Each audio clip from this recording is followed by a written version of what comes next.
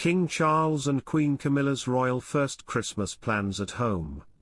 Like it or not, Christmas is creeping up on us, and nobody is more aware of the impending festive season than King Charles and Queen Camilla. A statement from the Royal Collection Trust's press office shared details of the royal family's Christmas plans, including an exciting royal first. The statement revealed that Windsor Castle and the Palace of Holyroodhouse will be decorated with magnificent Christmas displays, while Buckingham Palace will be offering exclusive tours during the festive period. In an exciting addition, for the first time, miniature decorations will be added to the tiny rooms of Queen Mary's doll's house at Windsor Castle, in celebration of the 100th anniversary of the largest and most famous doll's house in the world. Hello viewers, please remember to subscribe and click on the notifications bell icon, so you will be notified whenever we upload new cookies about the British royal family. As is traditional at the family's Berkshire home, the highlight of this year's Christmas decorations will be a towering 20-foot-high Nordman fir tree in St. George's Hall at Windsor Castle, grown nearby in Windsor Great Park and illuminated with thousands of lights. Another twinkling Christmas tree will be found in the Crimson Drawing Room, one of the most elaborate rooms in Windsor Castle. The impressive room is still used by members of the royal family today for entertaining, and is open to visitors over the winter months. The majestic St. George's tree will be replicated in the doll's house decor, with a scaled-down Christmas tree in the mini hall as well as a garland decorating the staircase.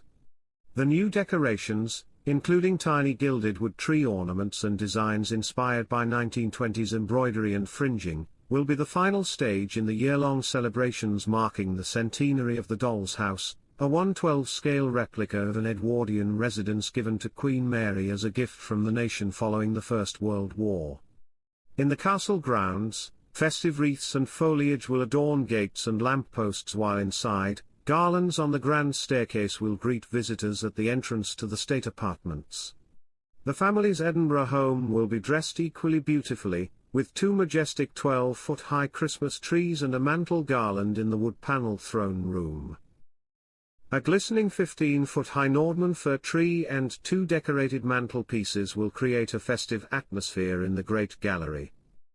Outside, festive wreaths will greet visitors at the palace's main entrance and front gates. The central lamppost will be decorated with long garlands.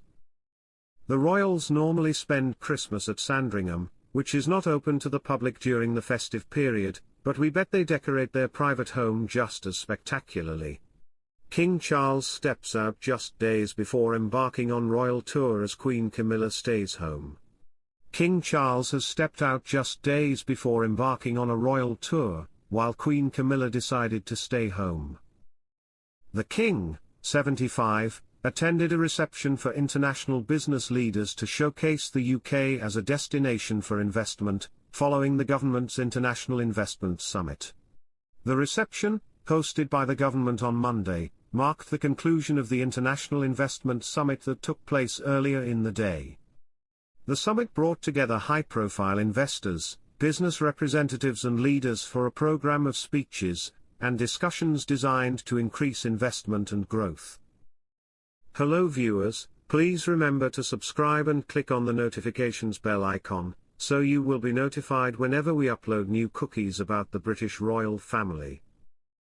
On arrival at St. Paul's, the King, accompanied by Prime Minister Keir Starmer, met with guests from industries including technology, energy and the performing arts, who reflected the range of investment opportunities across the UK. Sir Elton John, a close friend of Prince Harry and Meghan Markle, is expected to perform at the reception this evening.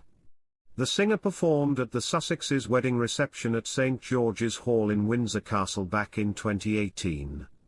He was also a close friend of Princess Diana, and released A Candle in the Wind after her death. Queen Camilla, 77, did not attend tonight's reception at St. Paul's Cathedral. This comes just a few days before the King and Queen are expected to fly to Australia to start their royal tour. The tour will include a royal visit to Australia, a state visit to Samoa and attendance at the Commonwealth Heads of Government meeting, CHOGM, 2024. The King's visit to Australia will be His Majesty's first to a realm as monarch, whilst the Commonwealth Heads of Government meeting in Samoa is the first Charles will attend as head of the Commonwealth.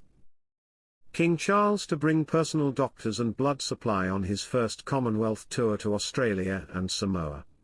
King Charles is said to be taking 2 doctors and a supply of his own blood for his forthcoming tour of Australia and Samoa. The 77-year-old monarch, who has been fighting an undisclosed type of cancer since February, will reportedly have the medical professionals on hand round the clock during his royal journey from October 18 to 26.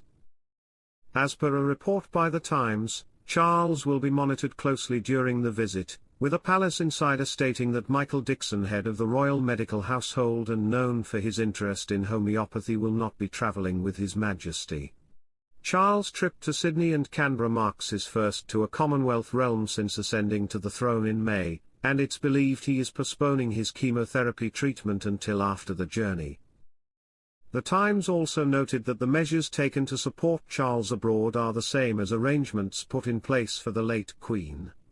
These will also reportedly involve travelling with a supply of the King's blood to ensure a match if a transfusion was required.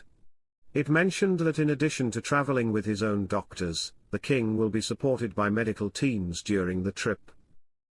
In Australia, Charles' schedule will include a rest day and there will be no evening engagements.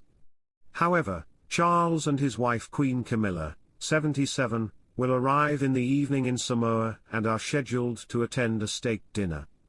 Buckingham Palace announced in April that Charles was greatly encouraged by the positive news from his medical team that he could return to public engagements while continuing his treatment. Despite the optimistic updates regarding Charles' health, his scheduled trip to New Zealand was omitted from the forthcoming tour on account of his well-being. At a Buckingham Palace reception for New Zealand's women's rugby team in September, Charles expressed his regret, saying, "I'm extremely sorry I can't come to New Zealand in later October, it's on doctor's orders." He added with hope, "But I hope there will be another excuse to come before too long." Concluding with affection, he said, "In the meantime, give my love to New Zealand." King Charles sends subtitle message to Meghan and Harry, suggesting a possible royal return.